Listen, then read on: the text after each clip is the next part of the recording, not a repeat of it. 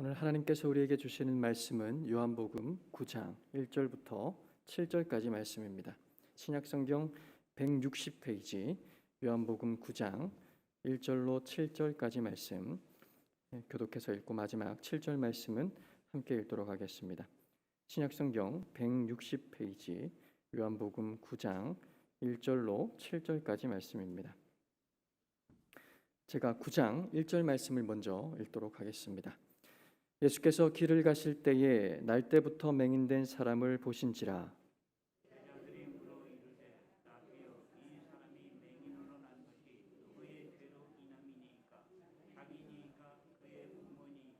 예수께서 대답하시되 이 사람이나 그의 부모의 죄로 인한 것이 아니라 그에게서 하나님이 하시는 일을 나타내고자 하심이라.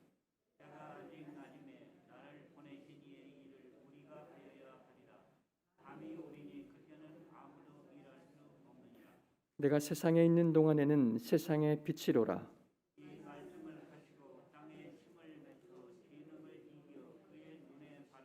같이 읽겠습니다. 이르시되 실로암 못에 가서 씻으라 하시니 실로암은 번역하면 보냄을 받았다는 뜻이라. 이에 가서 씻고 밝은 눈으로 왔더라. 아멘. 은혜로운 만남이란 제목으로 목사님 말씀 전해 주시겠습니다.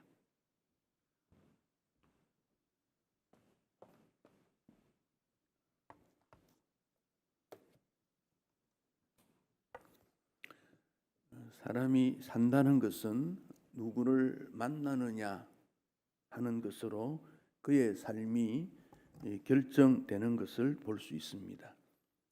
어떤 경우에는 실패하고 어떤 경우에는 성공합니다. 좋은 사람 만나는 것이 참 중요하다 하는 점을 알게 됩니다. 에베레스트 산이 가장 높은 산 아닙니까? 여기 에드먼드 힐러리라는 사람이 제일 먼저 정복을 했는데 그는 여러 번 실패를 했습니다. 그러나 계속해서 도전을 합니다. 실패할 때마다 절망감이 왔고 그때마다 산을 바라보며 산아 너는 자라지 못하지만 나는 자랄 것이다. 나의 기술이 성장하고 체력이 보강되고 경험이 쌓고 장비가 좋아지고 나는 반드시 돌아와서 너 산 꼭대기에 밟을 거야. 그런 마음을 가집니다. 그래서 10년 만에 드디어 산을 정복했는데 1953년 5월 29일 한 70년 정도 시간 됐지요. 세계 역사상 사람이 처음으로 에베레스트를 점령하게 됩니다. 산을 점령하려면 두 가지 조건이 따릅니다. 첫째는 날씨입니다. 날씨가 좋지 아니하면, 적합하지 아니하면 아무리 유능한 등반가라 하더라도 에베레스트는 올라갈 수가 없습니다. 그 에베레스트 등반에 관한 영화들이 참 많이 있습니다. 특히 이 날씨와 씨름을 합니다. 사람이 날씨가 좋지 않는 가운데 성공한 사람은 한 사람도 없습니다. 날씨가 참 환경이 중요합니다. 두 번째는 유능한 등산 가이드를 만나야 됩니다. 체력도 좋고 순발력이 있고 지혜롭고 그런 그 등반 가이드, 셀파 그러지요. 등반 가이드가 중요합니다. 산을 오를 때도 좋은 만남이 결정적이다 그럽니다. 날씨가 좋지 않아도 좋은 가이드를 만나면 갑자기 눈이 온다든지 위험한 일이 있으면 숨을 수 있는 그런 방법을 또 가르쳐 줍니다. 날씨가 좋으면 빠르고 또 좋은 길로 인도를 받습니다. 그래서 만남이 중요합니다. 정채봉이라는 사람이 만남이라는 시를 썼습니다. 가장 잘못된 만남은 생선과 같은 만남이다. 만날수록 비린내가 난다. 그렇게 했고 조심해야 될 만남은 꽃송이 같다. 피어 있을 때는 좋은데 시들면 버리게 된다. 비천한 만남은 건전지와 같다. 힘이 있을 때는 간수하는데 힘이 없으면 버린다. 시간이 아까운 만남은 지우개와 같다. 만난 다음에 지우니까. 가장 아름다운 만남은 손수건과 같은 만남이다. 힘이 들 때 땀을 닦아주고 슬플 때 눈물을 닦아준다. 만남이라는 것이 정서적으로도 안정이 되고 살아가는데 얼마나 큰 힘이 되는지 모릅니다. 베드로와 예수님이 만났지요. 베드로가 예수님 안 만났다면 그냥 업으로 살다가 죽었겠지요. 예수님을 만났더니 구원의 길을 열렸을 뿐 아니라 기독교뿐 아니라 전 세계에서 베드로라는 이름이 얼마나 많이 불리는지 모릅니다. 영어권, 독일어, 러시아 모든 데 이 베드로라는 이름을 사용합니다. 참 예수님 만났더니 베드로가 얼마나 좋아졌는지 모릅니다. 구약에 나아만이라는 장군이 있었죠. 나아만, 나병 환자가 되지 않습니까? 최고의 전쟁 영웅인데 질병 때문에 그는 사람들을 만나지 못하고 자기 자신도 부끄럽고, 그런데 여종을 잘 만났어요. 이스라엘을 어느 날 침략했는데 노예로 잡아한 그중 한 사람이 자기 집에 일하는 사람으로 살게 되는데, 그 여종이 여주인에게 말하지요.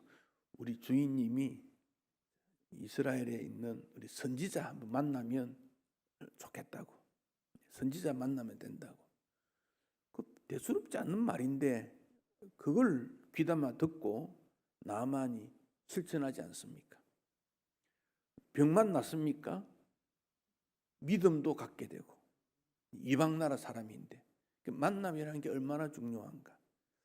우리 자녀들이 학교나 직장 생활에서 사람을 만나는 것, 우리가 그걸 위해서 기도해야 됩니다. 그 만남이 참 중요합니다. 또 이미 만났다면 관계가 좋아야 됩니다. 근데 만났는데 첫 인상이 안 좋거나 불이익을 당한다 그러면 자꾸 멀어집니다. 그래서 만남을 어떻게 하면 하나님 앞에 효과적으로 할 수 있을까? 우리 주님께서 잘못된 만남이나 이렇게 사람을 만나게 하는 것은 아니라고 생각해요. 반드시 어떤 좋은 만남이 있게 됩니다. 우리 예수님께서 길을 가시다가 한 맹인을 만났습니다. 이 사람은 날 때부터 맹인이었다. 얼마나 불행합니까? 그가 아무 일도 할 수가 없습니다. 맹인이 무슨 일을 하겠습니까? 요즘은 장애인들도 개발을 많이 해서 그가 할 수 있는 일을 하게 됩니다. 개발을 하죠. 손 감각이라든지 여러 가지로. 그러나 예수님 당시의 맹인은 정말 아무것도 할 수 없습니다. 제가 어렸을 때 6.25 전쟁 지나고 우리 상처를 입고 장애를 입고 전쟁 때문에 그런 분들이 많이 있었지 않습니까? 그분들을 보면 막 무서워요. 뭘 어떤 걸 달라 그러는데 줄 것이 없거나 또 피하고 또 강압적이고, 맹인은 그런 힘도 없어요. 볼 수가 없으니까. 그런데 길을 가실 때 정말 우연한 만남이다. 물론 우리 주님께서는 그냥 길을 가신 것 아니겠지요. 의도적이겠습니다만은 길을 가실 때, 길을 간다는 것은 늘 일어나는 일입니다. 일상생활 속에 만나는 일입니다. 특별한 장소도 아닙니다. 몇몇 사람이 모인다든지 의도적으로 가야 된다. 그 길을 가실 때 주변 사람들은 이 맹인을 별로 관심 있게 보지 않았을 것입니다. 거지이고 비참하고 그런 건데, 우리 예수님은 이 맹인을 유심히 봅니다. 1절에 보면 날 때부터 맹인된 사람을 보신지라. 이 말씀은 의도성을 갖고 있습니다. 유심히 봤다 그런 말입니다. 그때 예수님 마음에 불쌍한 생각이 들었을 겁니다. 불쌍한 마음이. 도와야 되겠다는 생각이 들었을 것입니다. 안타깝다는 마음이 들었을 것입니다. 그렇지 않으면 아무런 관계가 없습니다. 결국 이 맹인은 예수님을 만남으로 눈이 떠집니다. 기적이 일어났습니다. 은혜를 입었습니다. 예수님으로 말미암아 삶이 완전히 바뀌었습니다. 우리는 예수 믿고 인생이 변화된 존재입니다. 예수 믿기 전에는 눈은 있지만 미래를 보지 못합니다. 귀가 있어도 진리를 듣지 못합니다. 진리를 말하지 못합니다. 그런데 예수님 만났기 때문에 진리가 무엇인지 느꼈습니다. 믿었습니다. 압니다. 하나님 말씀을 읽습니다. 귀로 듣습니다. 말씀을 전합니다. 기도합니다. 완전히 바뀌었지요. 오늘도 얼마나 많은 사람이 살아가겠습니까? 그들이 무엇을 봅니까? 어떤 행동을 합니까? 진리와 아무런 관련이 없습니다. 그렇기 때문에 환경이 좀 바뀌면 절망합니다. 하는 일이 잘 안 되면 그만 낙심합니다. 그렇지만 우리는 다릅니다. 어떤 한 소년이 강에서 여름에 헤엄을 치다가 그만 힘이 빠져가지고 물에 휩쓸려 내려갑니다. 그 모습을 옆에 어떤 농부의 아들이 그걸 보고는 도와서 그 소년을 이렇게 끄집어내어 주었습니다. 살려 주었습니다. 얼마나 고맙겠습니까? 살아난 그 청년이 너무너무 감사해서 도와준 농부의 아들에게 내가 뭘 좀 도와주면 좋겠는데 한번 무엇인지 말해보라고 그랬더니 농부의 아들이 공부를 하고 싶대요. 대학에 가서 공부를 하고 싶대요. 뭘 하겠느냐 물으니까 의사가 되고 싶대요. 그래서 그래 내가 아버지한테 이야기해서 도울 수 있는 만큼 도와줄 테니까 열심히 한번 해보자고. 그래서 아버지한테 얘기하고 그 아버지가 아마 좀 여유가 있었던 것 같습니다. 그 아들에게 그 농부의 아들에게 공부할 수 있는 길을 이렇게 시켜주었습니다. 그 농부의 아들이 의학 공부를 하고 개발한 게 페니실린입니다. 페니실린이라는 것이 인류에게 얼마나 많은 그 도움을 준지 모릅니다. 노벨 의학상까지 받았습니다.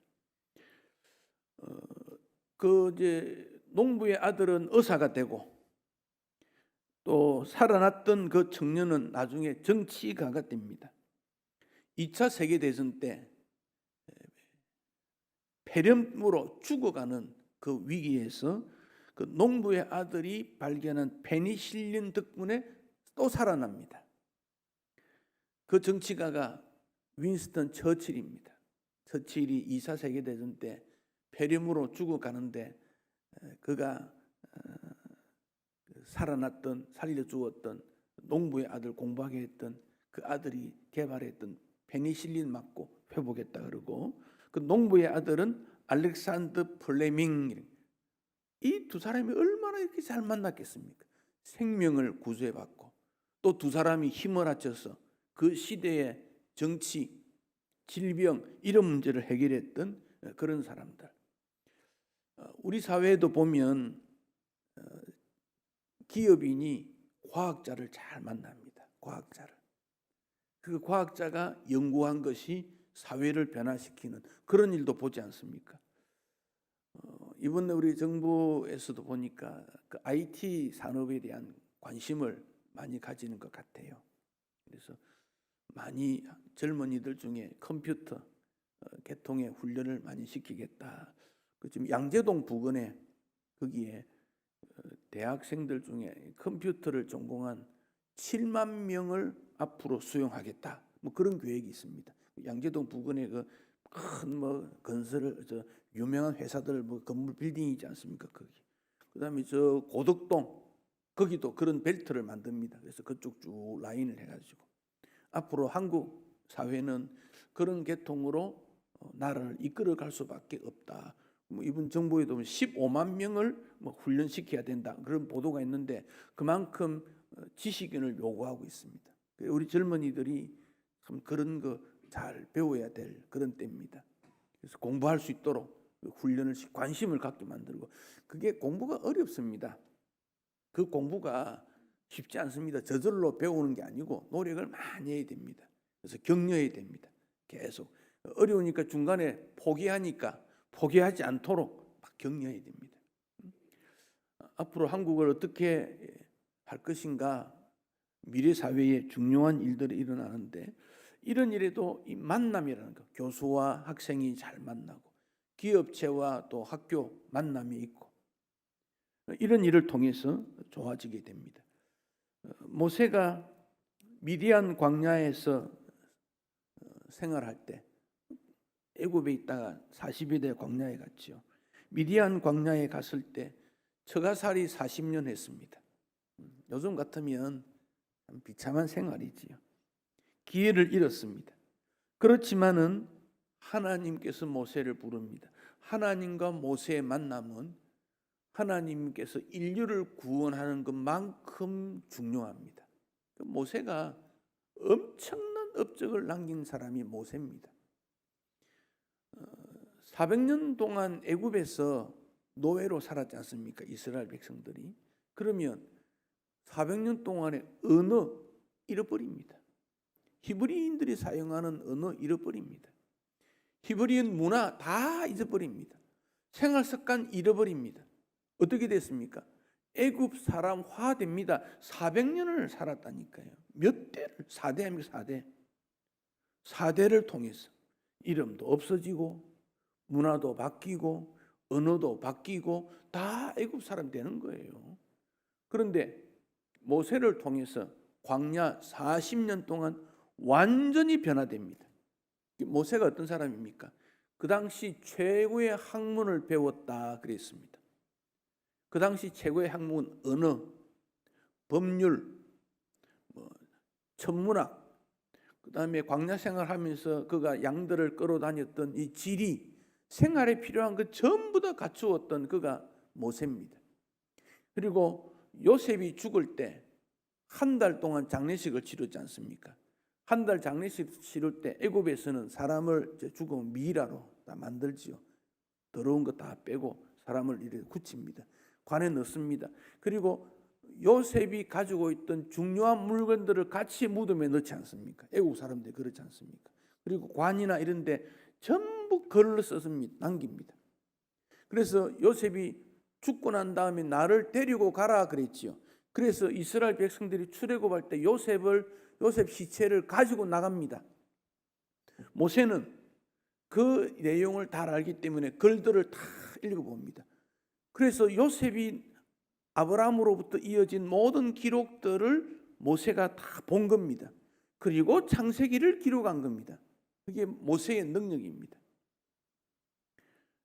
40년 동안 히브리 말을 회복시킵니다. 광야생활 뭐 합니까? 텐트 치놓고 딱 살아갈 동안 조직이 딱 되고 난 다음에 천부장,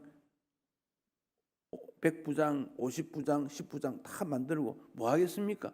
성경 가르칩니다. 하나님 가르칩니다. 말을 가르칩니다. 모세가 그런 사람입니다. 하나님께서 모세를 부르신 이유가 있습니다. 모세 아니면 안 된다는 겁니다. 전쟁에도 승리하고. 그래서 모세를 통해서 다시 히브리 민족 정신이 살아납니다. 하나님 말씀을 가르칩니다. 율법을 가르쳤지 않습니까? 신명기에 보십시오. 계속 율법 가르칩니다. 제사장 제도 도입해서 아론을 대제사장으로 그 아들을 제사장 하는 일이 제사지만은 광야 생활에 있어서의 제사장은 가르치는 사역을 한 겁니다. 교육의 일입니다. 그 제사장은 이스라엘 있을 때 두루마리 성경 읽습니다. 읽고 해석하는 그런 기능이 있습니다. 그가 모세입니다. 하나님께서 모세를 만나서 이스라엘이 완전히 변화되는 겁니다. 그래서 이스라엘 백성들은 모세를 통해 주어진 율법 잊지 못합니다. 그 모세가 하나님 만나기 전에는 그렇게 실력이 드러났겠습니까? 양치기에 불과합니다. 오늘 본문에 있는 앞을 보지 못하는 그런 존재의 사람입니다. 소망이 없는 사람입니다. 나는 이제 끝났어. 양치다가 죽을 거야. 이 맹인은 이렇게 구걸하다가 죽을 거야. 그래 끝나는 거예요. 근데 2절에 제자들이 묻습니다. 랍비여, 예수님 선생님, 이 사람 맹인된 것 누구 죄 때문입니까? 맹인은 자기의 비참한 그런 어려움을 겪는데 별로 관심도 없습니다. 지금 그냥 맹인으로 살아가는 거예요. 누가 관심이 있습니까? 제자들이 관심을 둡니다. 그러면서 묻습니다. 부모 죄 때문인가요? 제자들은 그런 관점 외에는 가지지 못했습니다. 그 당시 잘못된 관점입니다. 그러니까 부모 때문입니까? 라고 질문을 던지는 잘못된 결론으로 가져왔습니다. 그 맹인도 앞을 보지 못하고 제자들도 진리를 이해하지 못하고 환경 탓하고 있습니다. 그런데 우리 예수님은 아니다 그랬습니다. 아니다. 3절에 보면 하나님이 하시는 일을 나타내기 위함이다. 목적이 있다 그런 말입니다. 목적이 있다. 오늘 우리 가운데 살아가는 모든 인생은 목적이 있다 그런 말입니다. 하나님께서 우리를 부르신 데는 목적이 있다 그런 말입니다. 지식이 많다고 해서 그 사람이 유명합니까? 그 지식 가지고 어디 씁니까? 돈이 많다고 해서 그 사람이 모든 일을 잘합니까? 그 돈 많은 거 자기 써도 못하는데 오히려 돈 때문에 망하는데 권세 있다고 그 사람이 잘합니까? 그 권세 가지고 잘못된 권력자가 돼가지고 나라를 망하게 하는 사람이 얼마나 많은데. 그러니까 돈이나 권력이 인간에게 필요하지만 잘못 사용하면 그 인생 망하는 겁니다. 그런데 이 맹인인데도 하나님께서 하시는 일이 있다. 이게 바로 목적이 있다는 겁니다. 바른 만남의 결과입니다. 내가 아무런 힘이 없는데 창조주 하나님을 만났더니 내 인생이 달라졌다. 그 고백 아니겠습니까? 만약에 우리가 주님 만나지 않았더라면 인생의 즐거움을 어디에서 누리겠습니까? 내 삶의 목적이 무엇 하다가 태어나다가 어떻게 죽겠습니까? 그런데 하나님 만나니까 달라졌다. 그 불행도 고통도 불행이 아니다, 고통이 아니다 그런 말입니다. 늘 우리가 과거 환경 때문에 나는 불행하다, 나는 인생이 이거밖에 안 된다, 내가 이 모습으로 살 거냐, 그런 생각을 하지 말라는 겁니다. 주님이 계신다면 내 불행은 여기서 끝나는 것이 아니라 하나님이 하시고자 하는 일을 나타내는 거다.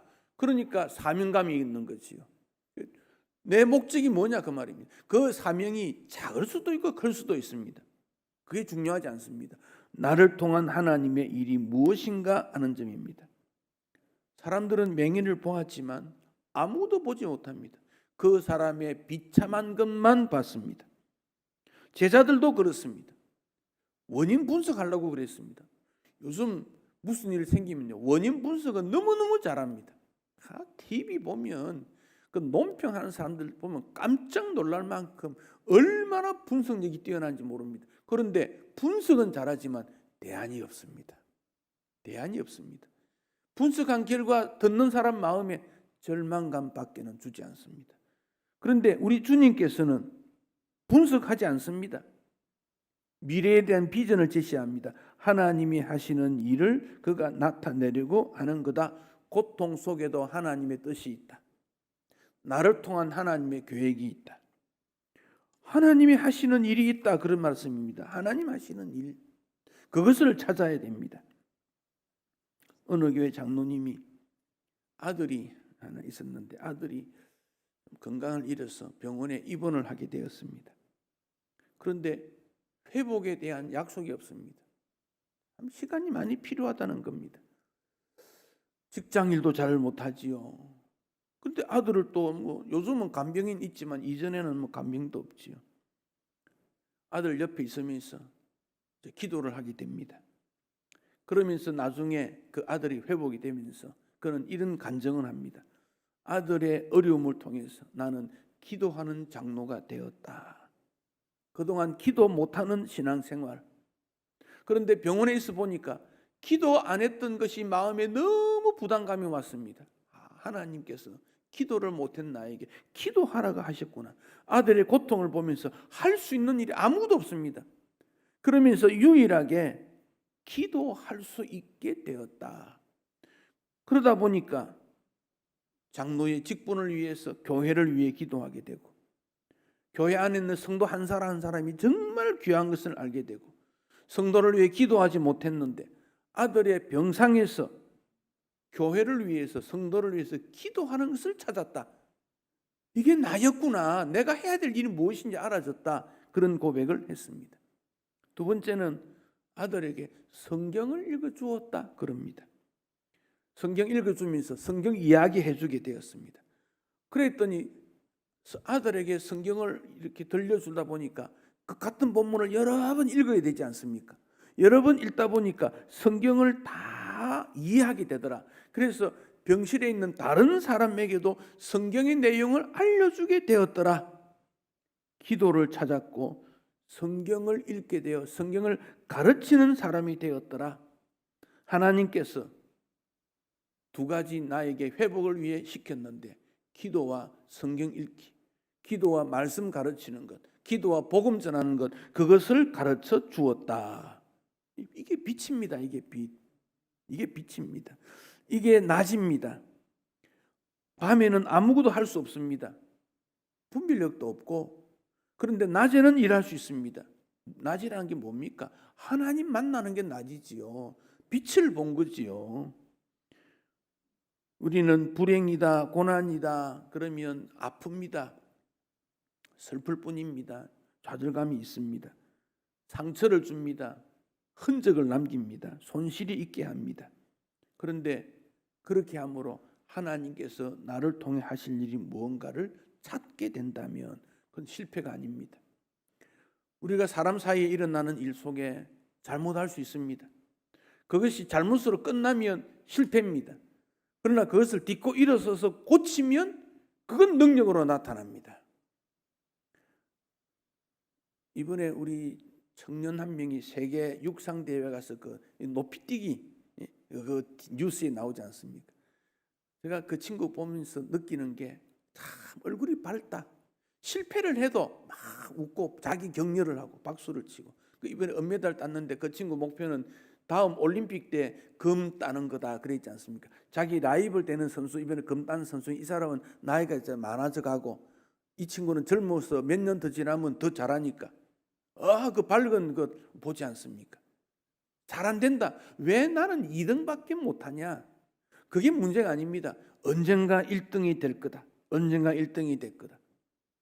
하나님께서 나를 위해서 하시는 일이 있다는 것을 발견한 그는 실패자가 아니다. 그런데 나는 고통도 있고 실패도 있는데 하나님이 원하시는 것도 모른다면 이중 실패라 그 말입니다. 이중 실패. 인간적인 면에서는 조금 실패되더라도 하나님이 원하신 일을 행했다면 그는 실패자가 아닙니다. 왜? 하나님께서 인정해 주십니다. 이 땅에서는 인정 못 받을 때 있습니다. 왜? 사람은요, 잘하는 사람 칭찬 잘 안 합니다. 사람은 이게 참 묘합니다. 자기보다 일 잘하면 잘한다 칭찬해야지요. 그런데 잘 칭찬이 못하는 게 이게 인생이에요. 막 비교하고 자기보다 못하라 그러고. 그런데 하나님께서는 궁극적 승리와 칭찬이 있다는 겁니다.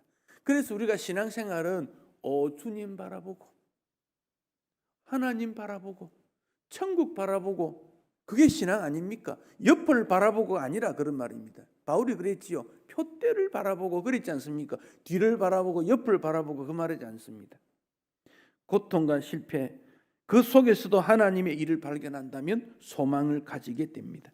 그러니까 이 맹인이 예수님 만났다는 것은 얼마나 행복하게 되는지 모릅니다. 나 개인뿐 아니라 가정에 하나님께서 원하시는 바가 뭔가, 가문을 향하여 하나님이 뜻하는 바가 뭔가, 교회를 향한 하나님의 뜻이 뭔가, 이걸 이제 확대해 나갑니다. 가정 예배가 뭡니까? 그냥 하나님 잘 도와주시오, 잘 도와주. 그거 같으면 어디든지 할 수 있지요. 그러나 주님, 우리 자녀들을 통해서 주님이 원하시는 바가 무엇입니까? 내 자녀가 권력이 있고 부자가 되고 그게 목적입니까? 그것도 하나의 목적은 될 수 있지만 내 자녀를 통해 하나님이 원하시는 바가 무엇입니까? 부모가 하지 못했던 일을 자녀들이 할 수 있게 해 주십시오. 이게 소망이지요. 그게 가문이지요.